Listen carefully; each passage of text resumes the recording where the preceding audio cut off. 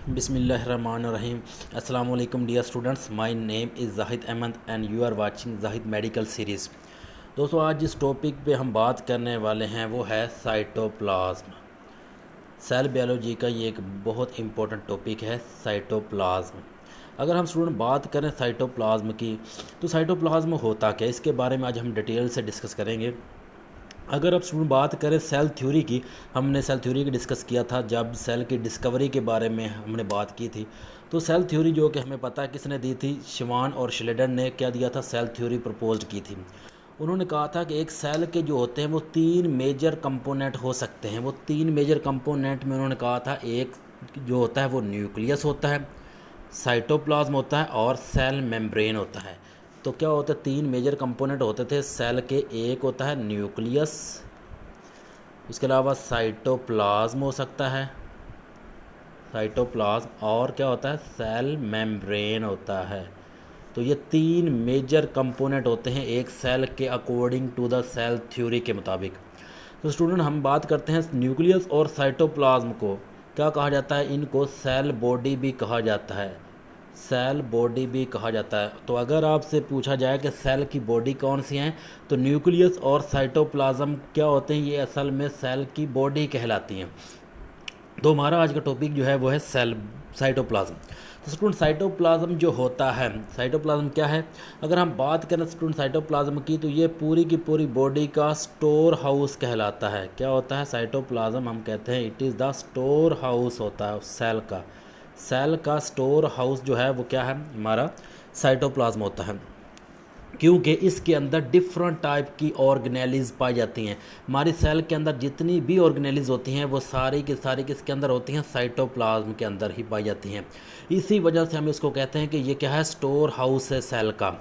अगर हम स्टूडेंट मज़ीद बात करें साइटोप्लाज्म की, तो एक इम्पोर्टेंट डिफरेंस पूछा जाता है कि आपके पास साइटोप्लाज्म और प्रोटोप्लाज्म क्या होता है। क्या पूछा जाता है स्टूडेंट, प्रोटोप्लाज्म के बारे में पूछा जाता है कि क्या होता है, प्रोटोप्लाज्म क्या होता है। तो याद रखें स्टूडेंट, प्रोटोप्लाज्म की जब हम बात करते हैं, तो अगर आप देखें एक सेल को, अगर हम सेल को देखें, ये एक हमारा सेल होता है। तो सेल का ऊपर वाला पार्ट क्या होता है, ऊपर वाली कवरिंग जो होती है उसको क्या कहते हैं हम, it is called the cell membrane. Outer covering जो होती है वो क्या कहलाती है, सेल मेम्ब्रेन कहलाती है। ये एक हो गया, यस। इसके अलावा अगर हम मज़ीद बात करें, तो सेल के अंदर वाला जितना भी पोर्शन, ये सारा का सारा स्टूडेंट पोर्शन क्या कहलाता है, ये साइटोप्लाज्म कहलाता है। क्या कहलाता है, साइटोप्लाज्म कहलाता है। अगर स्टूडेंट साइटोप्लाज्म में हम देखते हैं क्या होता है, न्यूक्लियस भी पाया जाता है। साइटोप्लाज्म के अंदर क्या होता है, न्यूक्लियस भी पाया जाता है।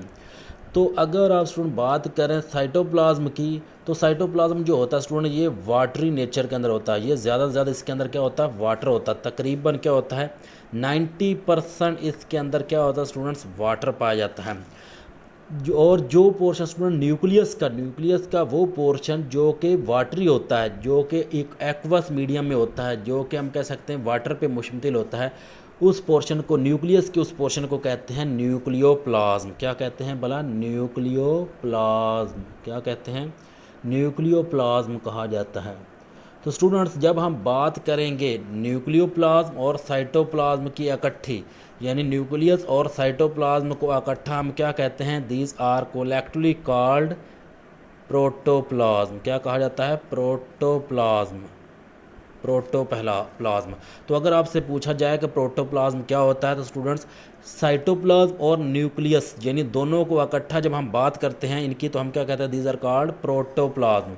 इसमें ये होता है कि साइटोप्लाज्म जो होता है वो भी वाटर पे मुश्तमिल है, 90% वाटर होता है। जबकि न्यूक्लियस जो होता है इसके पास जो होता है ये भी वाटरी नेचर में होता है, एक्वस मीडियम में होता है, और इसके जो वाटरी नेचर को कहते हैं न्यूक्लियोप्लाज्म। तो साइटोप्लाज्म और न्यूक्लियोप्लाज्म को कलेक्टिवली क्या कहते हैं, प्रोटोप्लाज्म। स्टूडेंट, जो साइटोप्लाज्म होता है इसकी टोटल 2 टाइप्स होती हैं। तो साइटोप्लाज्म जो होता है ये, इसकी 2 टाइप्स होती हैं। वो टाइप्स कौन कौन सी हैं, एक टाइप्स को हम कहते हैं एक्टोप्लाज्म। क्या कहते हैं भला, एक्टोप्लाज्म। एक टाइप इसकी होती है एक्टोप्लाज्म, जबकि दूसरी जो टाइप होती है साइटोप्लाज्म की उसको कहते हैं एंडोप्लाज्म। Ectoplasm and endoplasm. तो ये 2 टाइप्स होती हैं साइटोप्लाज्म की। स्टूडेंट, एक्टोप्लाज्म और एंडोप्लाज्म में डिफरेंस क्या होता है, तो अगर आप एक सेल को देखें, अगर हम ये एक सेल को देखें तो हमें पता है सेल की आउटर कवरिंग क्या कहलाती है, सेल मेम्ब्रेन। आउटर कवरिंग क्या होती है, सेल मेम्ब्रेन होती है। स्टूडेंट सेल मेम्ब्रेन को अगर आप देखें, हमारे पास देखें ये एक सेल मेम्ब्रेन है, ये सेल मेम्ब्रेन का आउटर पोर्शन है, ये क्या है, सेल मेम्ब्रेन का आउटर पोर्शन है, और ये सेल मेम्ब्रेन का इनर पोर्शन है। स्टूडेंट इनर पोर्शन जो होता है सेल मेम्ब्रेन का, याद रखें इनर पोर्शन जो होता है सेल मेम्ब्रेन का, उसको कहते हैं एक्टोप्लाज्म। ये देखिए, अगर आप एक सेल मेम्ब्रेन होती है जिसने पूरे सेल को कवर किया होता है, ये जो बाहर वाली सेल मेम्ब्रेन है और एक अंदर वाली तरफ जो होती है सेल मेम्ब्रेन का पार्ट है, जो अंदर वाला पार्ट है सेल मेम्ब्रेन का उसको हम क्या कहेंगे, एक्टोप्लाज्म। और स्टूडेंट बाकी जो पोर्शन होता है साइटोप्लाज्म का, जो कि में पता है वाटरी नेचर में है, इसको क्या कहेंगे, एंडोप्लाज्म कहा जाता है। स्टूडेंट एक्टोप्लाज्म क्या होता है, अगर आप बात करें मिसाल के तौर पर, ये मेरे पास है एक्टोप्लाज्म, ये सेल का कौन सा पार्ट है, ये एक्टोप्लाज्म कहलाता है, और बाकी सारे का सारा एंडोप्लाज्म। ठीक हो गया। एक्टोप्लाज्म में क्या होता है, ये स्टूडेंट्स हम कहते हैं ए ग्रैनुलर नेचर में होता है। क्या होता है, ए ग्रैनुलर होता है। ए ग्रैनुलर मतलब इसके पास किसी किस्म की भी ऑर्गेनेलीज नहीं होंगे। हमने पहले भी बात की है कि सेल साइटोप्लाज्म जो होता है वो स्टोर हाउस होता है सेल का, मतलब इसके पास सारी की सारी सेल की ऑर्गेनेलीज यहाँ पे पाई जाती हैं सेल की साइटोप्लाज्म के अंदर। लेकिन साइटोप्लाज्म का एक्टोप्लाज्म जो है ये वो पोर्शन होता है जिसमें साइटोप्लाज्म के पास कोई भी ऑर्गेनेलीज नहीं होती, इसलिए इसको एक ग्रैनुलर नेचर में कहा जाता है। और दूसरी बात, ये स्टूडेंट मोर विस्कस नेचर में होता है। तो याद रखें स्टूडेंट्स, साइटोप्लाज्म के अंदर जो होता है विस्कोसिटी कांस्टेंट नहीं होती। ये पोर्शन जो होता है एक्टोप्लाज्म मोर विस्कस होता है, जबकि एंडोप्लाज्म जो होता है ये लेस विस्कस होता है। एंडोप्लाज्म क्या होता है, लेस विस्कस होता है, और ये पोर्शन ग्रैनुलर होता है, मतलब इसके पास ऑर्गेनेलीज पाई जाती हैं। तो साइटोप्लाज्म का बारे में अगर पूछा जाए कि ये कौन सा पोर्शन साइटोप्लाज्म को होता है जिसके पास सेल ऑर्गेनेलीज होती हैं, तो वो कौन सा है, एंडोप्लाज्म। एक्टोप्लाज्म के पास किसी किस्म की सेल ऑर्गेनेलीज नहीं मिलती। इसके अलावा स्टूडेंट्स अगर हम बात करें साइटोसोल का जो सोलुबल पार्ट होता है, सोलुबल पार्ट जो होता है साइटोसोल का, सोलुबल पार्ट जो होता है साइटोप्लाज्म का, उसको कहते हैं साइटोसोल। क्या कहते हैं, साइटोसोल। ये अक्सर पूछा जाता है कि साइटोसोल और साइटोप्लाज्म में क्या डिफरेंस है। तो स्टूडेंट साइटोप्लाज्म का मैंने बता दिया कि ये पूरे का पूरी स्टोर हाउस होता है सेल का, जिसके अंदर डिफरेंट टाइप की ऑर्गेनेलीज पाई जाती हैं। लेकिन जो साइटोसोल है ये साइटोप्लाज्म का ही पार्ट है, लेकिन साइटोप्लाज्म का ये कौन सा पार्ट है जो कि वाटर नेचर में होता है, यानी जो एक्वस मीडियम में होता है। जो एक्वस पार्ट होता है, एक्वस पार्ट जो होता है या सोलुबल पार्ट जो होता है साइटोप्लाज्म का, उसको कहते हैं साइटोसोल, और इसके पास 90% वाटर होता है। ये बात आपने याद रखनी है, इसीलिए मैंने पहले आपको बताया कि साइटोप्लाज्म जो होता है वो 90% वाटर पे मुश्तमिल है। तो 90% वाटर वाला कौन सा पार्ट होता है साइटोप्लाज्म का, उसको कहते हैं साइटोसोल, और या इसको हम कह सकते हैं कि it is the soluble part of the cytoplasm. Student जो साइटोसोल होता है साइटोप्लाज्म का पार्ट, हमने कहा कि ये क्या होता है, सोलुबल पार्ट होता है। क्या होता है भला, ये सोलुबल पार्ट होता है साइटोप्लाज्म का। स्टूडेंट इसके पास साइटोसोल जो होता है साइटोप्लाज्म के अंदर दो तरह के सॉल्यूशन बनाता है। कितने तरह के सॉल्यूशन बनाता है, दो तरह के सॉल्यूशन बनाता है। एक को हम कहते हैं ट्रू सॉल्यूशन, एक को हम क्या कहते हैं, ट्रू सॉल्यूशन। एक को कहते हैं ट्रू सॉल्यूशन, जबकि दूसरे को कहते हैं कोलाइडल सॉल्यूशन। क्या कहते हैं स्टूडेंट्स, कोलाइडल सॉल्यूशन कहा जाता है। तो साइटोसोल जो है स्टूडेंट्स ये दो तरह के सॉल्यूशन बनाता है, एक को ट्रू सॉल्यूशन कहते हैं, दूसरे को कोलाइडल सॉल्यूशन कहते हैं। स्टूडेंट ट्रू सॉल्यूशन कब बनेगा, ट्रू सॉल्यूशन उस वक्त बनता है जब साइटोप्लाज्म के अंदर स्मॉल मॉलिक्यूल्स या आयंस हों। स्मॉल मॉलिक्यूल्स एंड आयंस ये मिल के कौन सा सॉल्यूशन बनाते हैं, ये ट्रू सॉल्यूशन बनाते हैं। जबकि कोलाइडल सॉल्यूशन उस वक्त बनता है जब लार्ज मॉलिक्यूल्स और आयंस होंगे, जब साइटोप्लाज्म के अंदर लार्ज मॉलिक्यूल्स एंड आयंस होंगे तो कौन सा सॉल्यूशन बनेगा? कोलाइडल सॉल्यूशंस बनता है। स्टूडेंट कोलाइडल सॉल्यूशन जो होगा ये आगे जाके हम कहते हैं दो तरह का हो सकता है, या तो सोल टाइप होगा या जेल लाइक होगा, या सोल लाइक होगा या जेल लाइक होगा। स्टूडेंट सोल लाइक क्या होता है? ये लेस विस्कस होता है, ये कम गाढ़ा होता है, जबकि जेल जो होती है ये मोर विस्कस होता है। ये क्या होता है? ये मोर विस्कस होता है, मतलब ज़्यादा गाढ़ा होता है। तो स्टूडेंट जिस तरह हमने पहले भी बताया मैंने आपको कि ये एक सेल जो होता है, अगर आप सेल को अगर देखें, बाहर क्या सेल मेम्ब्रेन है, अंदर वाला पोर्शन क्या कहलाता है? एक्टोप्लाज्म, और ये पोर्शन जो होता है एंडोप्लाज्म कहलाता है। एक्टोप्लाज्म क्या होता है? मतलब एक्टोप्लाज्म जो है वो मोर विस्कस होता है, मोर विस्कस होता है। तो हम कह सकते हैं कि जो पेरिफेरल पार्ट होता है, पेरिफेरल जो कि साइटोप्लाज्म के बिल्कुल अतराफ में एरिया जो है, ये मोर विस्कस होता है, जेल लाइक होता है। ये क्या होता है? मोर विस्कस होता है और जेल लाइक होता है। तो आप कह सकते हैं कि पेरिफेरल पार्ट जो होता है साइटोप्लाज्म का, जो कि बिल्कुल सेल मेम्ब्रेन के करीब होता है, वो पोर्शन हम कहते हैं मोर विस्कस होता है, वो जेल लाइक होता है।